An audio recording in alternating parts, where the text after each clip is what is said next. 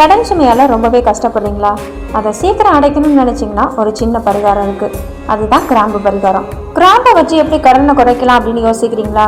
உண்மையிலே முடியும். ஏன்னா கிராம்பு அப்படிங்கிறது மகாலட்சுமியோட அம்சம் பொருந்திய ஒரு பொருள். கிராம்போட வாசனைக்கு மகாலட்சுமி வசி ஆவாங்க அப்படின்னு நம்பப்படுது.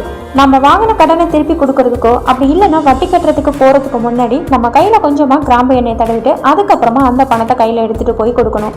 கையில் கிராம்பு எண்ணெய் தடவிட்டு அந்த பணத்தை திருப்பி கொடுத்தோம் அப்படின்னா அந்த கடனை அடைப்பதற்குரிய பண வரவு நம்மளை வந்து சேரும் அப்படின்னு சொல்லப்படுது.